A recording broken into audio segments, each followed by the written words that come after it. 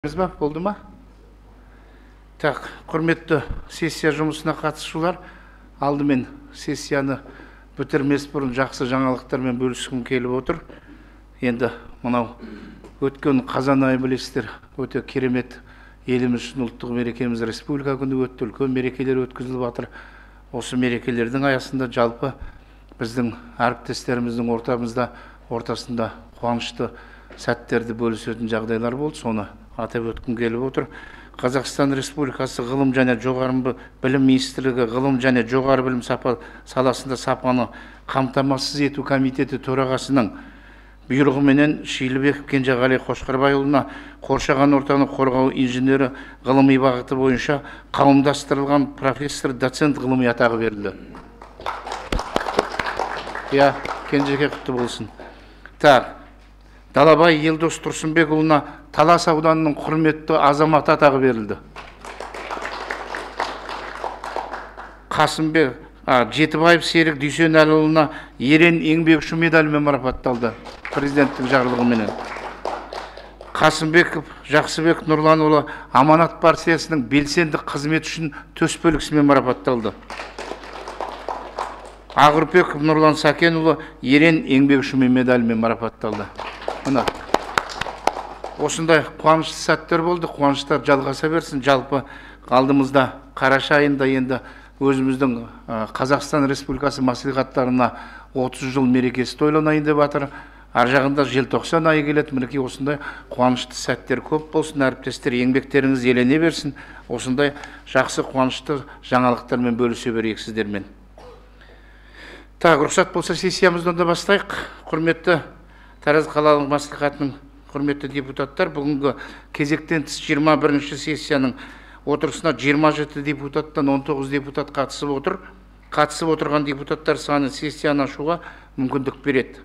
Кезектен тыс 21 сессияның жұмысын ашық деп жариялауға рұқсат етіңіздер.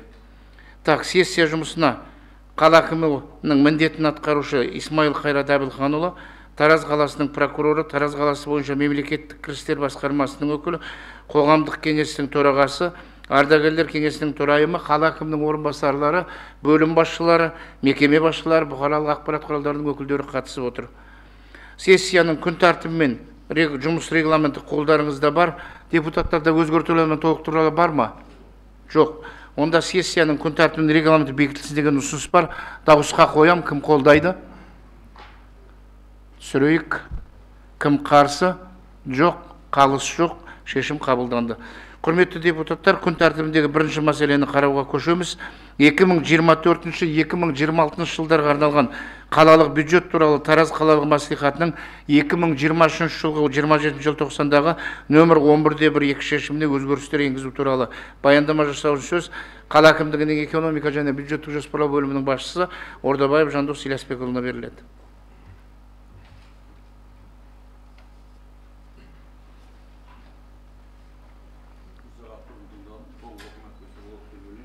Енді өзде қатыспаған әріптестер бар ғой, поэтому оқысын. Негізгі мәселе болғаннан кейін танысқандар дұрыс деп ойлаймын.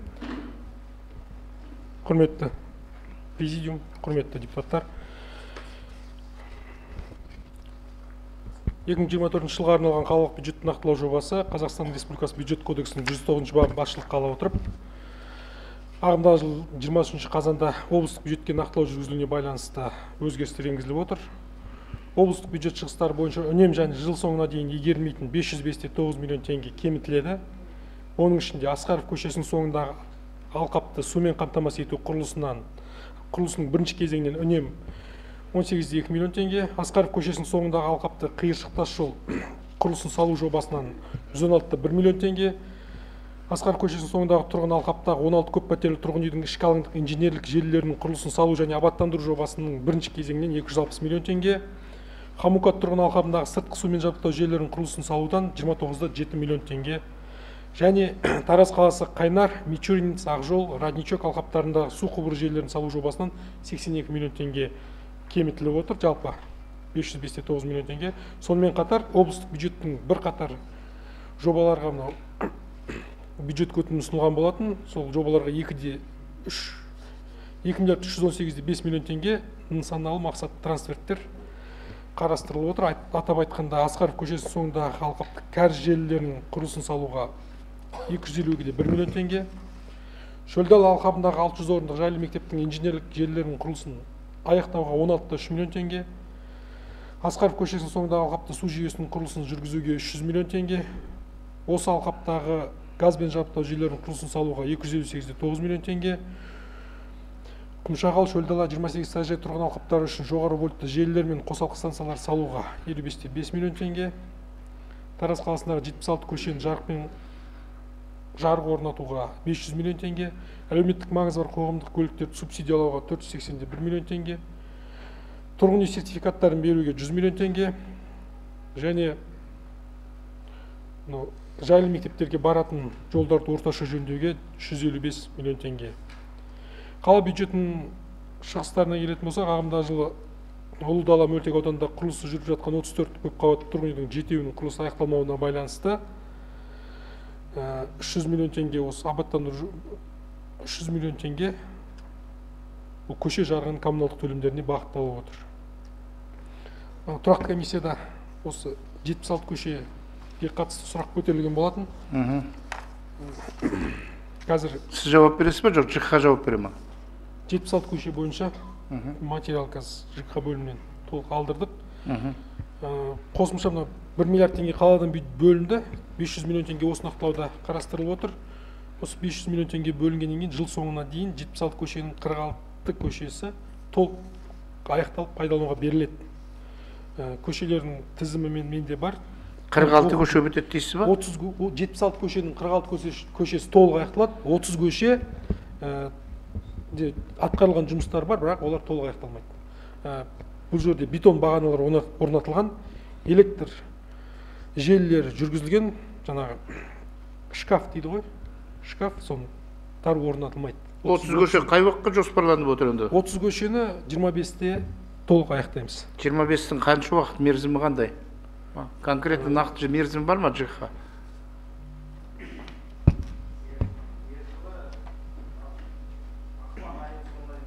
Ақпан айының соңына дейін аяқтап, неге қосамыз ба іске? 1-90 деп айтайық та онда. 1-90-да. Сұрақтарыңыз бар ма, депутаттар? Сұрақ бар. Мәселе қайырлы күн. Сіздер жаңа 76 көшенің 30 көшесі ақпан айына дейін аяқталады деді ЖКХ-ның маманы.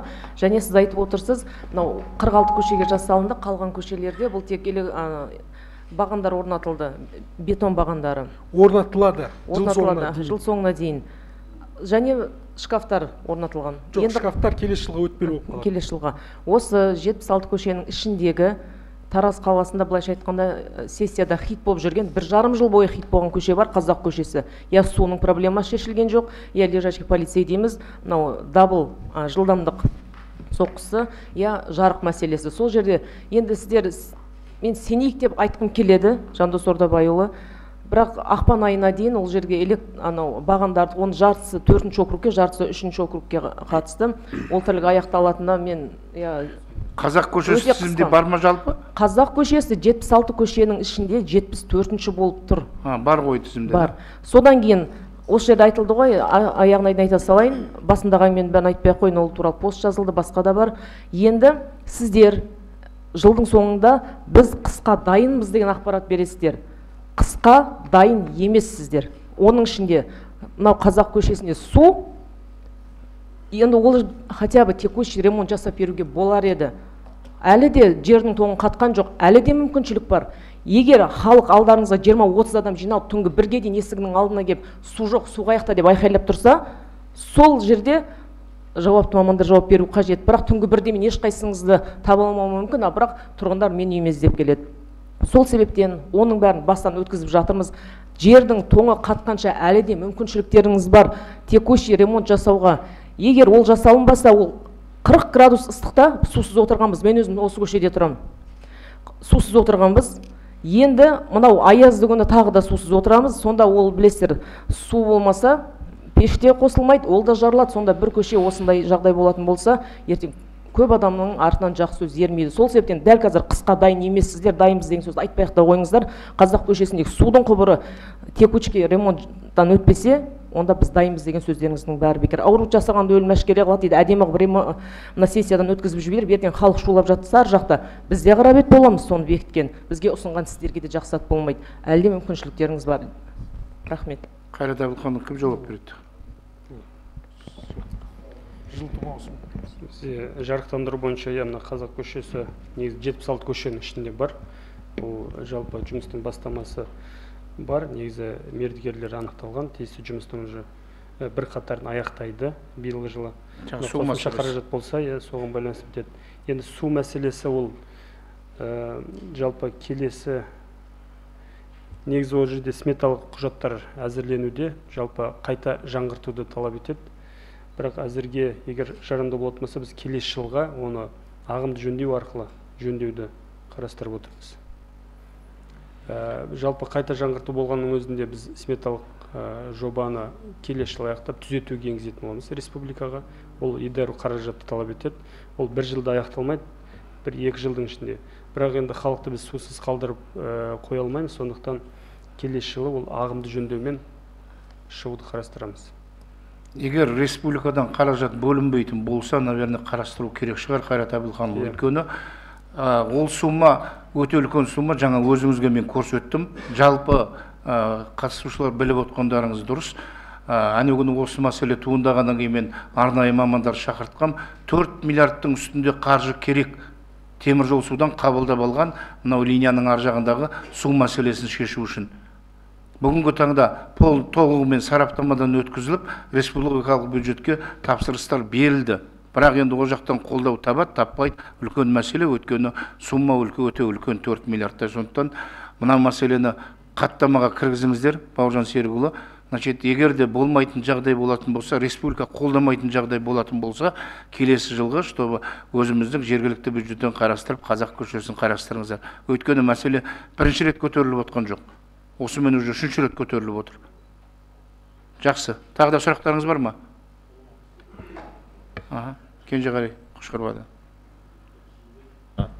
ЖКХ сұрақ, менің округімде, яғни 15-ші округтен Сатпаев көшесінен Олжабаев көшесі аралығында тас қараңғы жерде бетон бағаналар дайын тұр, тек қана шамдарын ауыстыру. Осы 76 көшенің тізімінде осы көше бар ма? Ол қазір енді кезінде Марс Үркімбаев үйін деп атау жөнінде де ұсыныс берген, бірақ қазір ол көше қалай аталатын белгісіз. Гидрокомплекс деп жатамыз. Өйткені ол жерде гидроқалашық бар, оқу корпусы бар, алдында үлкен алаңша бар. Сол жерде қараңғылықты жастар пана қылған. Оның үстіне қыстың күнінде сол жерде автокөліктермен сырғанап қауіпті жағдайды туғызуда. Одан арғы жағында жаңадан соғылған жатақхана бар. Сол арада қараңғы. Соған жарық шамдар қашан орнатылады? Айта аласыз ба, жауап бар ма?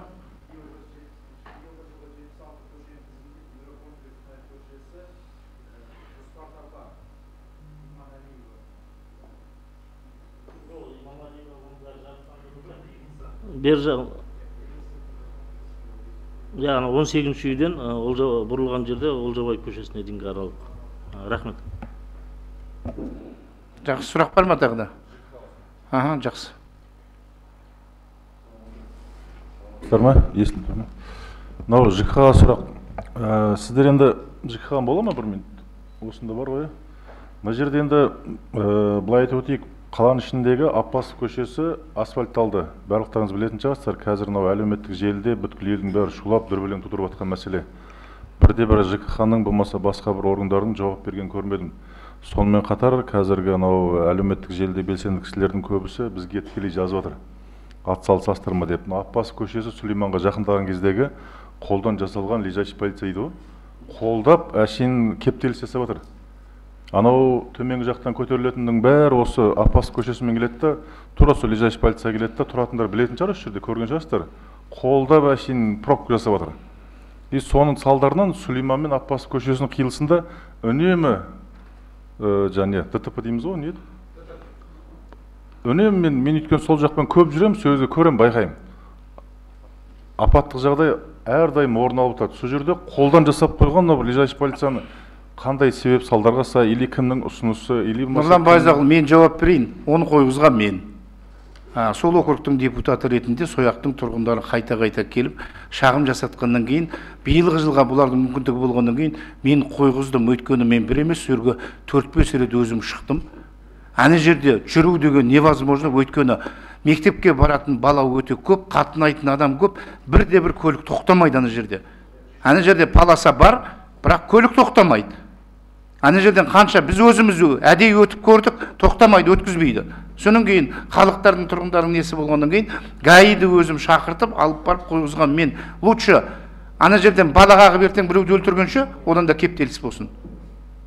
Бірақ Аппасов көшесінің проблемасы бар, ЖКХ имейтіп еді. Ар жағында да мәселе бар, Сүлейменмен қиылыста да бар. Мен сіздермен оны қазір 25-тің бюджетін қараған кезде ол көшенің отделін сіздермен қарайтын болам. Оны әдейі қойғыздым, Нұреке. Анандай мемлекеттің несінен бөлінетін болмағаннан кейін, ләж жоқ вынуждены қолдан қойғызуыма тура келді. Өйткені ана жерде мүмкін емес, адам өту мүмкін емес. Үлкен де өтіп жатыр, бала да өтіп жатыр. Тұрғындар қайта жалып жасағаннан кейін басында тұрып мен қойғыздым оны. Сондықтан ойладым, лучше машина соғысса соғысын, адам өлмесін деп. Соғыспай-ақ қойсын, бірақ Аппасов көшесінің проблемасы бар. Біз 25-те оны толық зерделейміз. Қай жерге светофор қою керек, қай жерге жаңадай лежащий полицейский қою керек, оны түгел зерделемесек болмайды, өйткені поток өте көп, ана жерде проблема өте көп. Қиылыста да бәрінде де бар. Рахмет. Тағы сұрақ бар ма? Бар сұрақ. Жаңағы сұрақ бойынша мен де қойыш, кеше маған да сондай нелер шыққан, көбінесе қойса қойсын, лежащий полицейский, бірақ енді аны 1 метр қоймау керек та оны.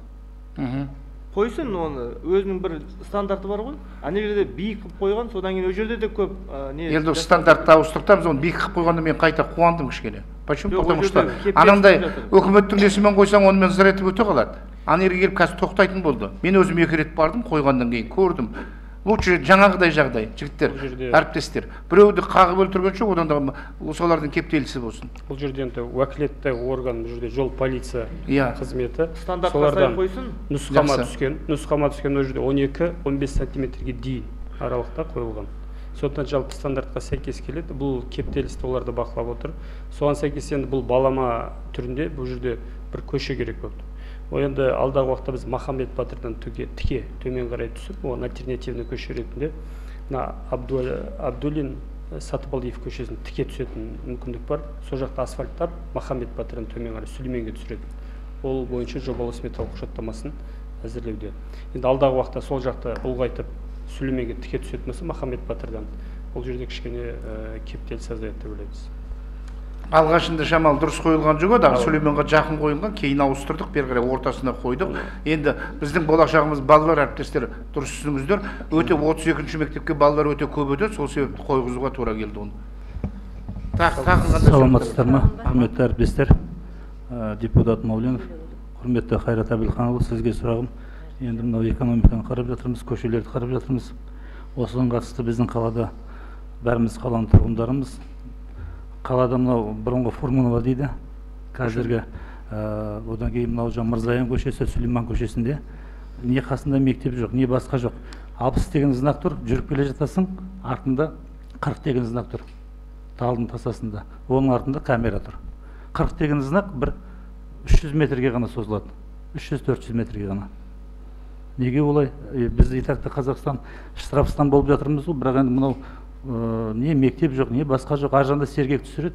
Өздеріңіз білесіздер, 60-пен келатқан машина 40-пен өтеді, штрафы 34 мың. Қарапайым, развилкаға жетпей. Мырзаянда да сондай. Келе жатасың, не мектеп жоқ, не ештеңе жоқ. 40 тұр. Фурманова, Мырзаянда, сосын недавно Сүлейменға қойыпты. Сүлеймен қойыпты. Ар жағында 60, бер жағында 60 деп тұр. Енді бәріміз машинада жүрміз, рөлде жүрген азаматтарымыз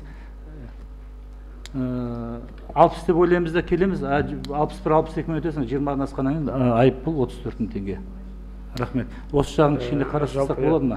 Жол қауіпсіздігін қамтамасыз етуде, маған айтып өткендей, уәкілетті орган жол полиция қызметі нұсқама берілген. Ол жерде өйткені адам жалпы өлімі орын алуына байланысты.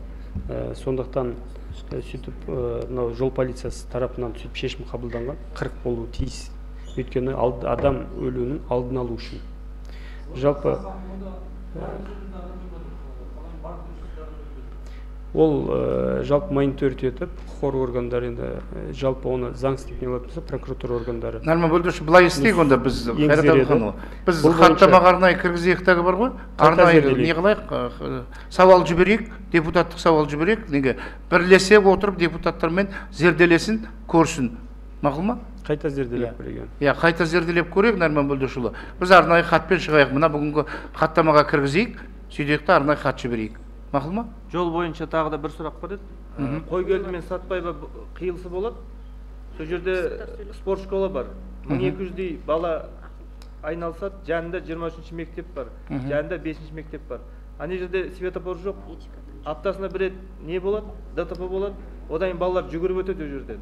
Анау светофор жоқ болғаннан кейін машиналар бір-бірімен қатты жүреді да. Енді ол жерге де қою керек сияқты светофор. Жарайды, енді оның бәрін бірге онда хатқа кіргізіңіздер, не қылса. Зерделеп көрейік тағы да, не қылса, немен бірге бірлесе отырып. Хорошо? Мен сұрағым Жандос Ордабаев сізге сұрақ болғанда мына білгім келіп отқаны мына жерде трансформаторный подстанция туралы айтылды ғой да. 2025-те басталады деген 500 миллион бөлініп, және оған қазір 55-те 5 миллион теңге тағы қосымша бөліп отырсыздар, солай ғой да? Оны сол қашан басталады? Шөл далада соғыла ма ол? Басталды ма?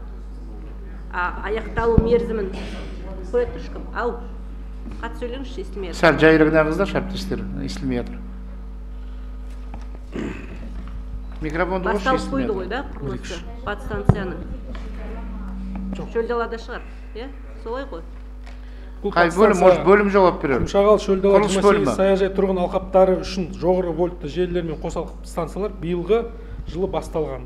Жалпы құны 8,4 миллиард. Республикалық бюджет есебінен жыл басында осы 2024-те 2,3 миллиард теңге қаражат бөлінген. Жұмыстар басталып, жұмыстар жүріп жатыр. 2025 жылға өтпелі. Аяқтала ма 2025-те? Бірақ осы нақтылауда облыстық республикалық бюджеттен түзетумен қосымша 500 миллион келді. Сол 500 миллионның үстіне облыс өзінің 10% үлесін 55 миллион қарастырып отыр. Қай жерде соғылып жатыр ол бастау? Шөл далада ма? Құрылыс бөлімі 25-те аяқтала ма? Или арғай тағы кете ма 26-ға? Қаржы бөлуге байланысты.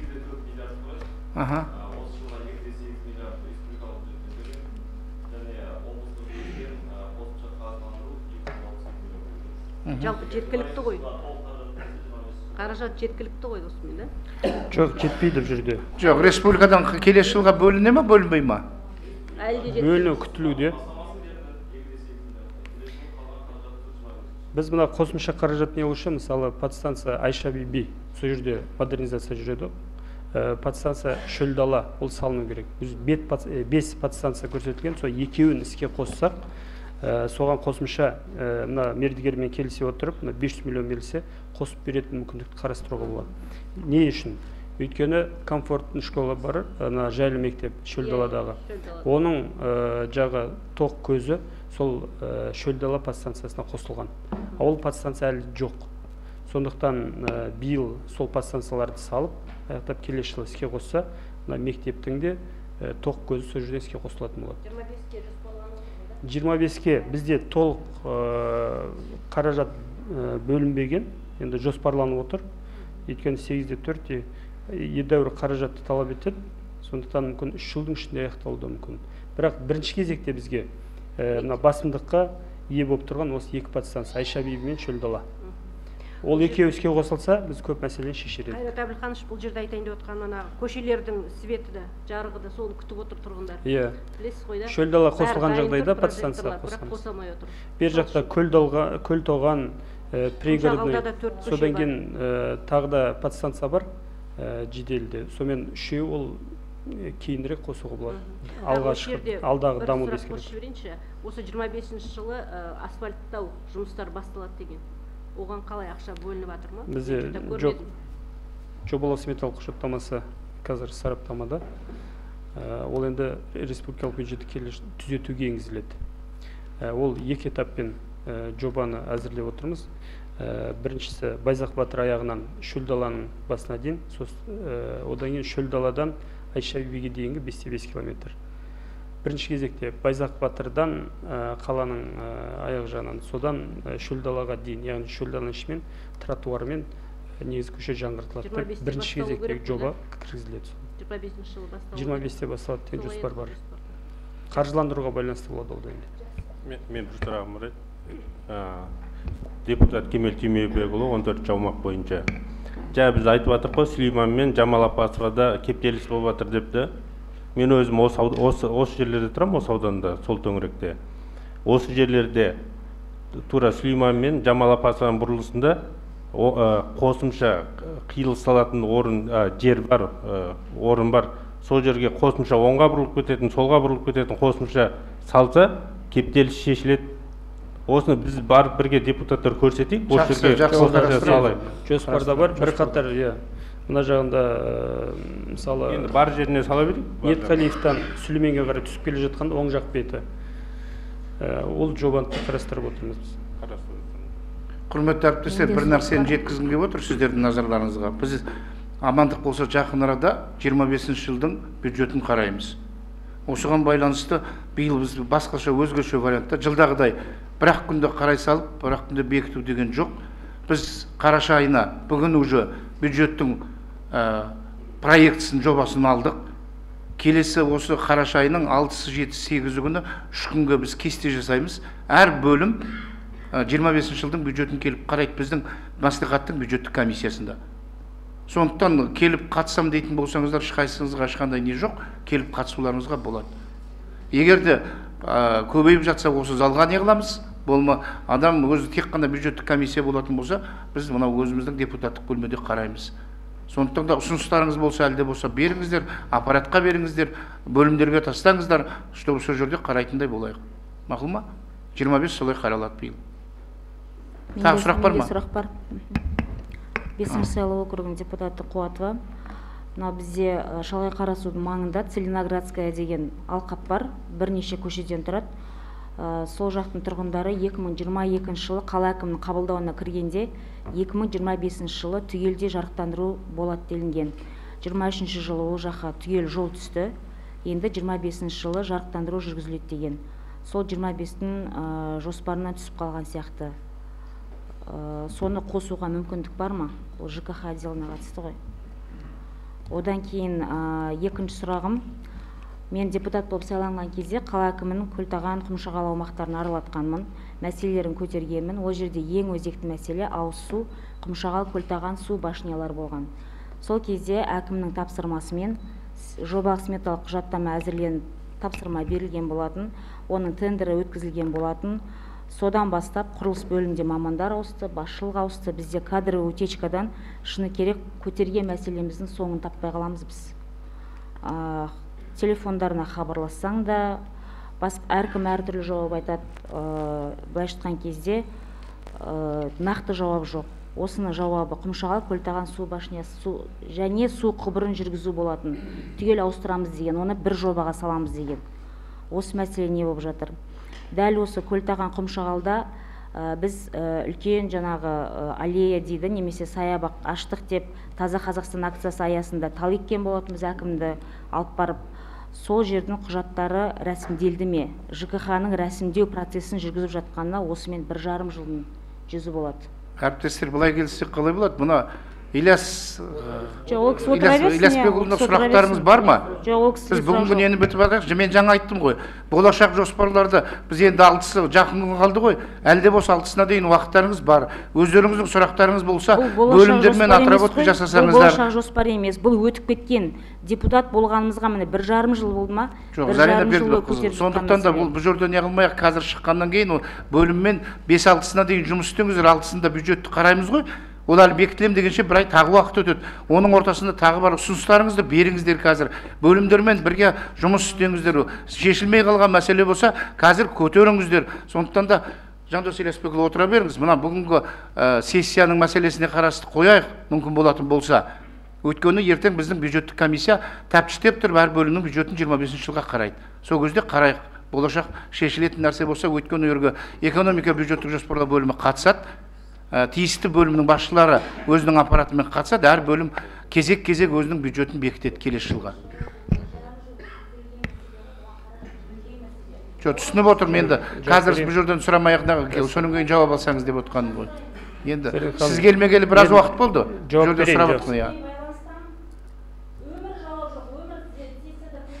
Жақсы, жауап берейін.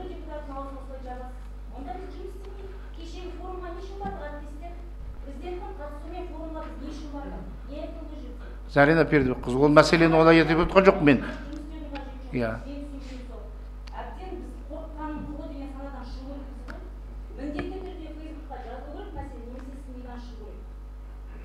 Жоқ, мәселені олай қойып отқан жоқпыз. Мынау уақыт бар. Жауап берейін. Жауап беріңіз. Жақсы, мынау жалпы Көлтоған Құмшағал су мәселесі ауыз сумен қамту бойынша бізде жобалық сметалық құжаттамасы әзірленуде. Бізде оны қорытындысын алып, ендігі республикаға енді қаржыландырған жағдайда бұл келесі жылы іске асады. Мынау бізде Көлтоған парк, бізде ол бойынша земпроект жасалып жатқан. Қазір не болды сол? ЖКХ-дан сұрайық. Басшы жоқ қой, жауап бере аласыз ба? Алдыңыздар ма? Ол земпроект жасалып жатқан, тапсырыс берілді негізі БТИ-ға. Бұл бойынша жұмыс жасалып жатыр. Бірақ енді нақтылайық, қосымша жауап береміз. Биыл ол біту керек еді. Көлтоғандағы парк. Ол жерде халықтың өтініш тілегін ескере отырып, Зарина ханымның жалпы ұсынысы еді, сол жерде халыққа парк жасап беру. Бұл бойынша тиісті шешім қабылданған, земпроект жасалып жатқан.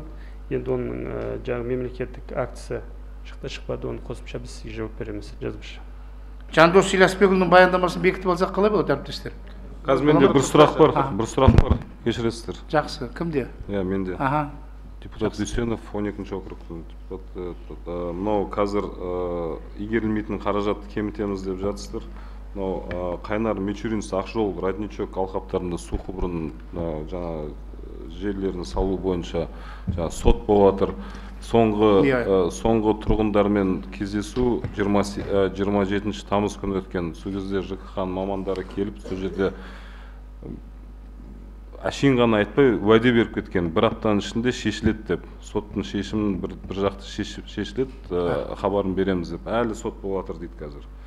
Енді не болып жатыр қазір? Ол қаражаты сот шешілгеннен кейін келесі жылға өте ме, өтпей ме, ол сол күйі жауып кете ме? Екінші, мынау 76 көшенің ішінде жарықтандыру бойынша Тілеміс Ақын көшесі де бар ау деп ойлаймын мен, шатаспасам.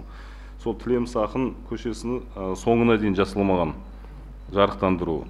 192-ші үйге келіп тоқтап қалған. Арғарай істелінбеген. Сонда арғарай тұрғындар тұрмай ма сол жерде? Қалай болады? Ол бекітеміз осы жерде Тілеміс Ақын мысалы көшенің соңына дейін істеу керек екен. Ал на самом деле істелінбейді ол. Жақсы, жауап берсін. Қайрат өзіңіз бе, жоқ ЖКХ ма? ЖКХ не дейсіз?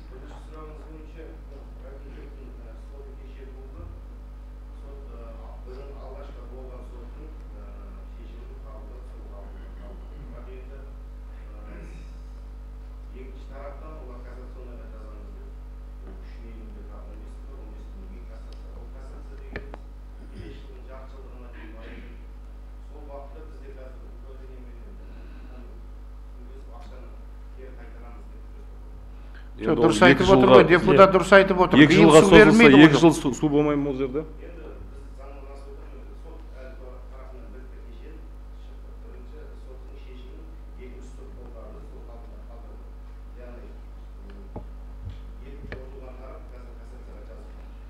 Жалпы бағыты қандай сонда? Бағыты бітті ма, биыл тоқтайды ғой? Жалпы былай. Апелляционный коллегия бірінші сорттың шешімін өзгеріссіз қалдырғаннан сол күннен бастап ол күшіне кіреді ғой. Ол кассацияны күтудің керегі жоқ қой. Жауап берейін. Бұл жерде жалпы өткен бұны өтпелі қылып қалдырып отырмыз. Республика бұл игерілмей қайта пайдалануға, яғни 25 жыл қалдырып отырмыз. Бұл жерде 82 миллион теңге облыстан бөлінген 10% үлесі, оны кері қайтарамыздағы республиканың қаражатын қалдырамыз. Бұл енді сот кеше өтті, күшінде қалдырды.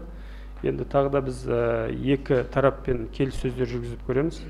Осы болмаса бұл бәрібір келесі жылы жұмыс жалғасады. Қайтадан Ол жерде соттың шешімінде қайта қорытындысын шығарсын деген бар. Қайта қорытынды шығарған жағдайда жалпы екінші тұрған мердігер сол алуы мүмкін. Қайрат Әбілханұлы, тағы да бір ұсыныс. Жаңа айтып жатырмыз ғой, жаңағы темір жол Залинияда жаңа су қоймасын алсақ, жөндеуге 4 миллиард қаражат керек деп ше. Сіздердің, біз былтыр депутат болған уақытта қала әкімі бізге мынандай книжка беріп едіңіздер ғой, сол жерде 25 жылға дейін 25 жыл включительно 585 көше бітеді деген, қаланың барлық көшесін асфальт салып бітеді деген. Бір минут, Нарман Бүлдіршұлы, мен сұрағыма, өзім екі сұрағыма түгел жауап алып алайыншы, өтініш.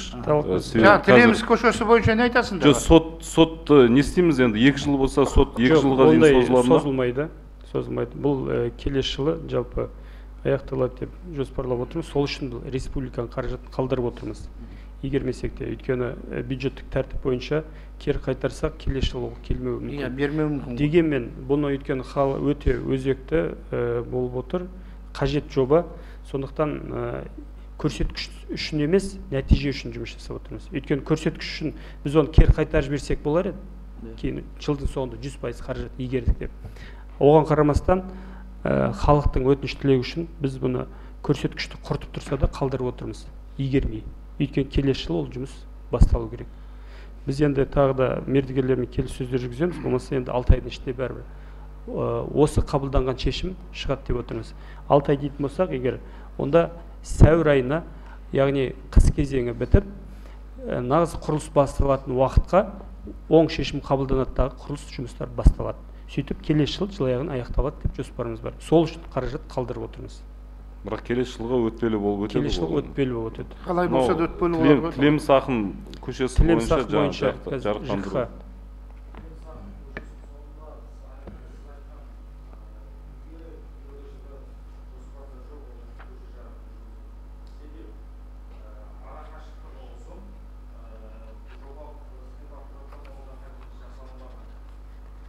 Ол жерде де тұрғындар бар ғой, сол жердің.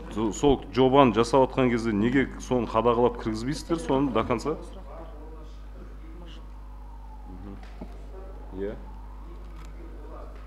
Қалай бола, қалай сонда сіздер?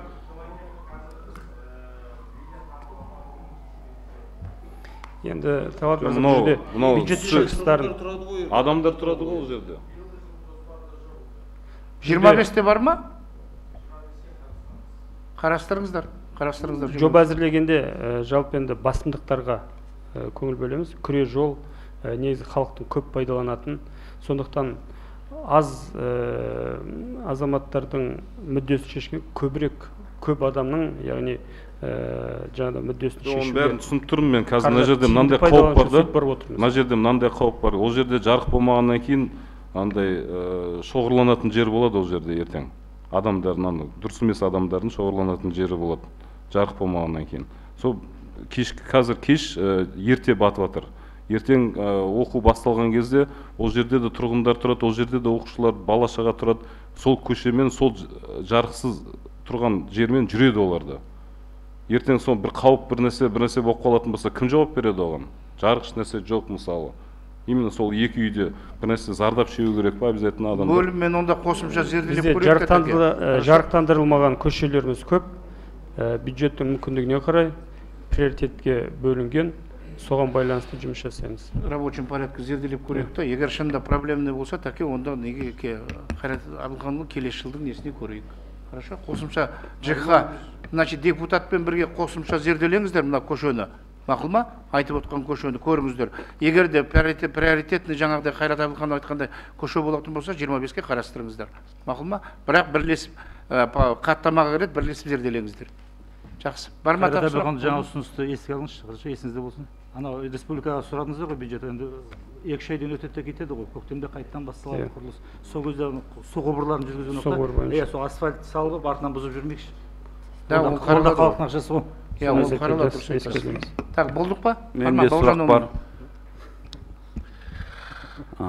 Қазір кезек еді. Тағы да бір айта кететін, 8-ші округ, депутат Мырқалықов, асфальт Даненұлы жоспарға кірген болатын осы 24-ке.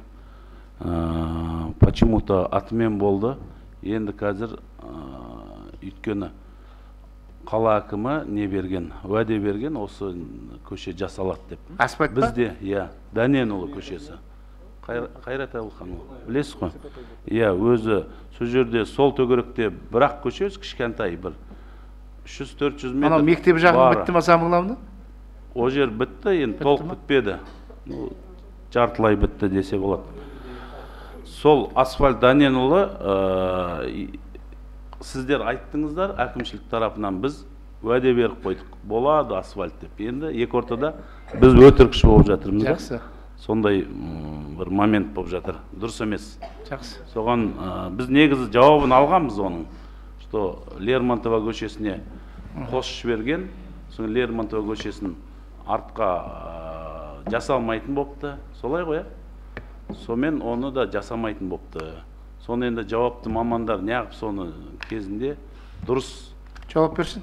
Жоспарлаған кезде дұрыс жоспарлап дегендей соны бір жауабын берсеңіз. Ол бір. Кейін жаңа Крылова бір мен Қайрат Әбілханұлы өзіңіз бардыңыздар. Ол жерде жаңағы бір құрылыс жүріп жатыр. Соның қоршауы бар. Сол қоршауға дейін келгенде бұлай айналып өтіп, ар жағы асфальттанбай қалды. Сол жерлерді қалай болады ертең? Бір жартылай істелініп қалды да, одан кейін жаңағы жаяу жүретін жол жасалмай қалды. Ол екі. И тағы бір мәселе, 3-ші переулок Менделеева 15 гараждар өзіңіз бардыңыз, әкімді шақырдық, әкім барды, қарады, ол жерде бір после бомбоубежище болған сияқты қирап жатқан гараждар көп. Соның мәселесін тоже шешу керек деп ойлаймын енді. Ары қарай әкім барды, зам әкімдер барды. Оның алдында бір халықпен кездесу өткіздік, бірақтан нақты жауап жоқ әлі. Уже бір жыл өтіп кетті. Жауап жоқ. Жоспарға кірген беді? Жоспарға кірмеген ол жер, бірақ ол жерге әкімнің өзі барды. Болды, қарастырамыз деді, бірақ жауап алған жоқ ма әлі? Не болатын соны жауап берсеңіздер. Рахмет. Жақсы. Басына жүрген мамандарды ЖКХ Дәненұлы бойынша.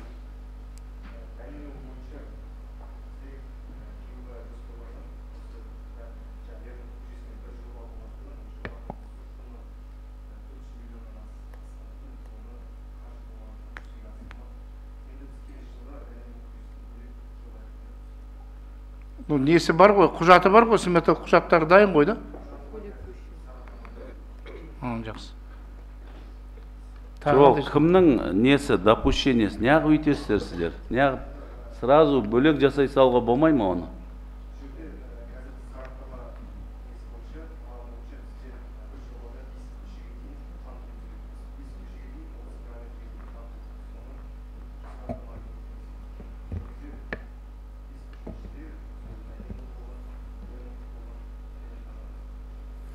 Бізде 5 көшеге дейін жобаларды қамтитын себебіміз әр жобаға мысалы 465 мың теңге төленеді. Онда бюджетті тиімді пайдалану үшін біз 5 көшеден біріктіріп, сөйтіп бір жобаға қамтуға болады дағы 465 мың теңге соны 5 көше үшін төлейтінбіз. Соған байланысты. Келесі жыл тағы бір 5 көшенің қарамағында қалып кетпей ме, Қайрат Әбілханұлы? Жоқ, оны сарвалыс. Жасалмай қалып отыр. Келесі жыл қалып кетпей ме тағы басқа 5 көшенің қарамағында?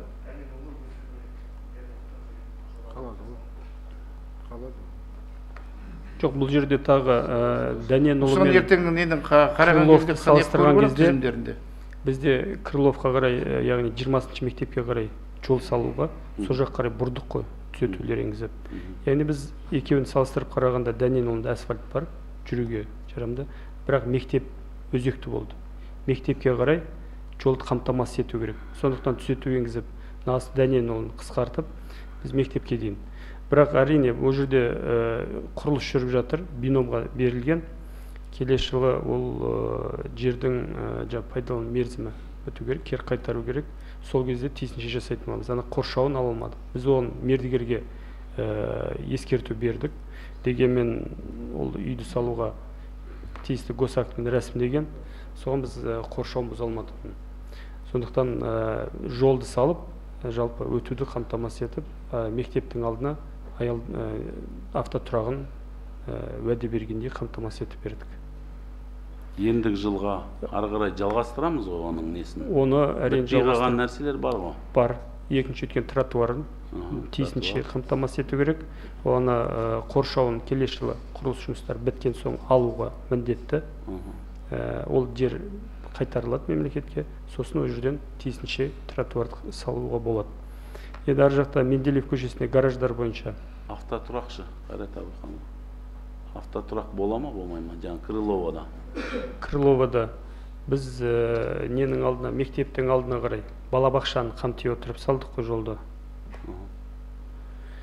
Енді ол тротуармен бірге тағы да қосымша қарсы бетінде біз автотұрақты ұлғайтамыз енді кең көлемде. Оған енді мынау біздегі Дәненұлына қосылған асфальт, оның көлемі аздау болды да, сосын мына жаққа жетпеді қаражат. Оның бәрі мынау бюджеттің қаражаттың мүмкіндігіне байланысты болды әрине бұл түзетулер. Әрі қажеттілікте біз талдап шықтық, Дәненұл ма, жоқ әлде мектепке қарай жол ма? Біз мектепке қарай жолды бұрсақ, мектепті балабақшаны қамтимыз, а Дәненұлында әзірге ескі асфальтты пайдалануға болады.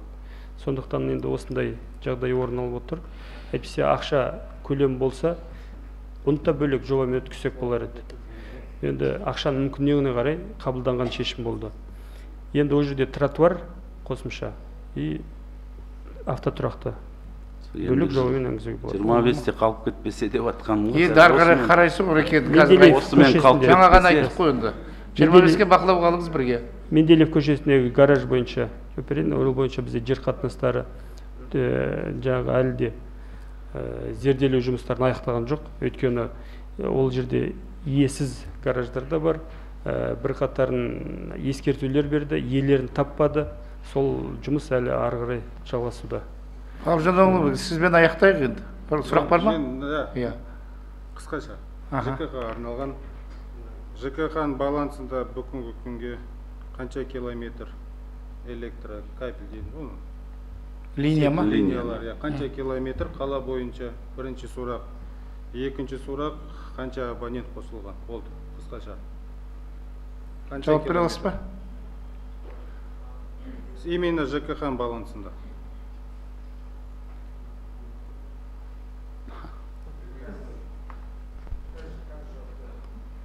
Жазбаша жауап беріңіз онда, білмесеңіз. Білу керексіз. Екі мәселе бойынша да онда жауап жазбаша. Қайрақы сіз өзіңіз айтып оласыз? Бізде жалпы 112 мыңнан астам абонент бар. Это именно ЖКХ кабельдегі қосылған. Иә. Ана шақырымда біз нақтылап көрейік. Бұл жерде 145 шақырым жалпы ЖКХ балансында, қалған 70 шақырымдай ол жестің балансында. Жест керек емес, именно ЖКХ. 145 километр. 145? Нақтылайық, осы шамамен сол 145 ориентир. Если что, жазбаша жауап берілсін. Хорошо? Болдық па? Ерлан, соңғы давай енді.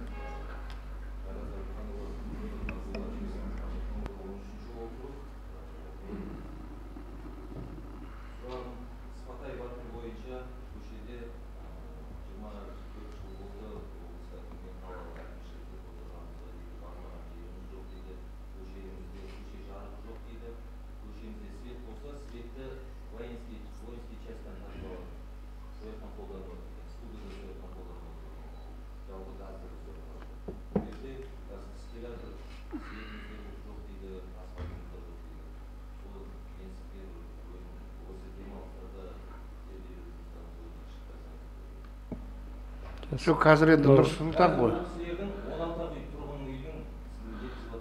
Көшін үйдің бұрылысында ғой. Ол жалпы бізге белгілі. Бұл бойынша тиісті жобалау сметалық құжаттамасы әзірленуде.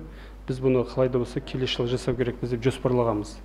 Қазіргі дайын емесін білмедім, өйткені қазір енді менің өздеріңіз білесіздер, жұмыс бағытым басқа. Оны нақтылап, бақылап тиісті ақпарат береміз.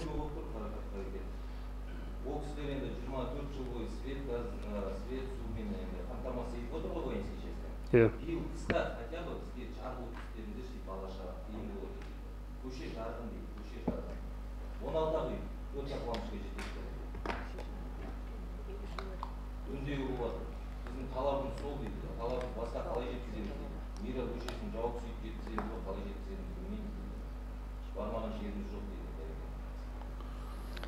уәде бере алмаймыз, бірақ бірінші рет көтеріліп отыр ма мәселе, Ерлан? бұл бойынша бізге жалпы азаматтар келген, арыздар бар ма? өтініш түскен. Жақсы, енді рабочий порядкқа қарайық онда, иә.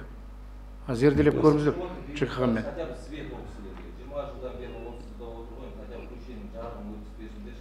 ЖКХ естіп отыр ғой, көріңіздер, рабочий порядкқа зерделеп көріңіздер, хорошо?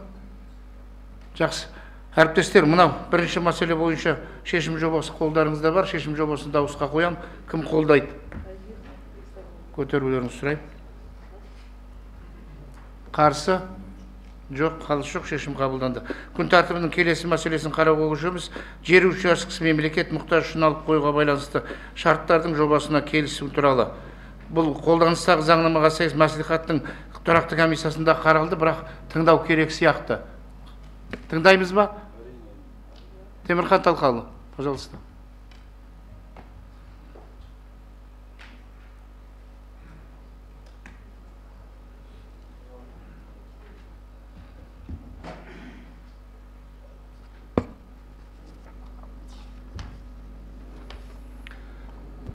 Құрметті депутаттар, құрметті жиынға қатысушылар, сіздің назарыңызға Қазақстан Республикасы Жер кодексінің 84-ші, 85-ші, 86-ші баптарының Қазақстан Республикасының мемлекеттік мүлік туралы заңның 6-шы тарауының талаптарына сәйкес Бәйтерек Групп 2022 жауапкершілігі шектеулі серіктестігінің Тараз қаласы Бәйтерек шағын ауданы 12-ші жайда орналасқан нысаналы мақсаты бірінші қабатты дүкен, сұлулық салоны, кеңсе, дәріхана және асханасымен көп пәтерлі тұрғын үйдің құрылысын салу және оған жекеменшік құқығындағы жалпы көлемі 2,5 гектар жер учаскесінің 5236 шаршы метр бөлігіне автомобиль жолдары мен автотұрақ ұйымдастыру үшін Досан Баймұратович Қашағановтың Тараз қаласы 91-ші есептік кварталы 879-ші жайдағы шаруа қожалығын жүргізу үшін жекеменшік құқығындағы жалпы көлемі 2,2 гектар жер учаскесін Асқаров көшесі соңындағы 312 гектар ауқымды тұрғын ауданын орналастыру мақсатында Сәуле Қалыбекова Болатбекованың Тараз қаласы Сәтпаев көшесі 7-ші жайдағы үй жайларға, құрылыстар мен ғимараттарға қызмет көрсету үшін уақытша өтеулі ұзақ мерзімді жер пайдалану құқығындағы жалпы көлемі 240 шаршы метр жер учаскесін көп қабатты тұрғын үйге қызмет көрсету аумағын, балалар ойын алаңшасын, тұрғындардың демалыс орнын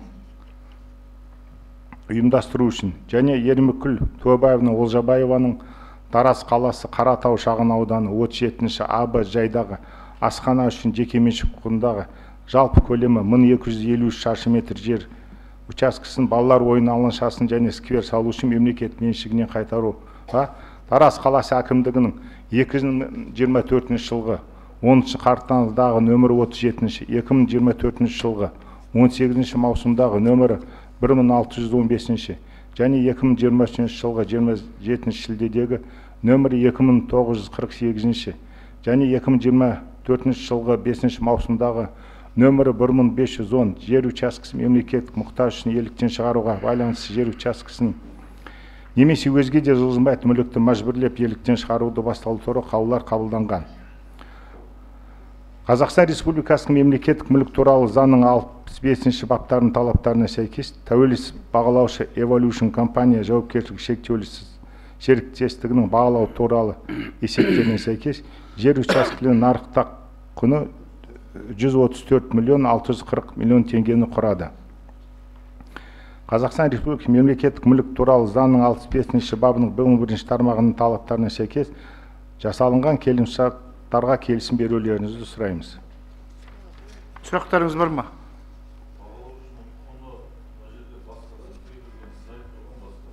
Жоқ, Бәйтерек қалай басқа? Бәйтерек Групп 134 миллион 640. Бәйтерек Групп 2022 134 миллион 640 теңге. Досан Баймұратович Қашағановтың бағалау құны 13 миллион 522 мың 682 теңге. Ермекүл Төбаевна Олжабаеваның бағалау құны 61 миллион 727.248 теңге. Сәуле Қалыбекова Болатбекованың бағалау құны 160.819 теңге.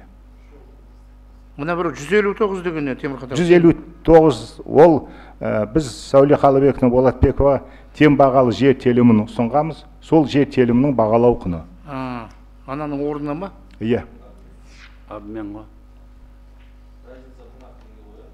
1000 теңге, иә. Иә, разницасы 1000 теңге. Так, сұрақтарыңыз бар ма? Жоқ па? Рахмет. Темірхан Талқалы. Значит, құрметті депутаттар, бұл мәселе бойынша да шешім жобасы қолдарыңызда бар. Дауысқа қоям. Кім қолдайды? Төрейік. Кім қарсы? Жоқ, қалыс жоқ, қабылданды шешім. Так, үшінші мәселе, күн тәртібінің келесі мәселесін көшеміз. Тараз қаласы әкімдігінің дербес құрамына келісім беру туралы Тараз қалалық мәслихатының 2022 жылғы 4 ақпандағы 12-де 4 шешіміне өзгерістер енгізу туралы. Бұл мәселе бойынша шешім жобасы қолдарыңызда бар. Дауысқа қоям. Кім қолдайды? Түсірейік. Қарсы жоқ, қалыс жоқ, шешім қабылданды. Кезектен 21 сессияның күн тәртібіне енгізілген мәселе қаралды. Жүргізу бойынша ескертулер бар ма? Жоқ, онда сессияның жұмысын жабық деп жариялауға рұқсат етіңіздер. Жабық, шақырылған азаматтар бос.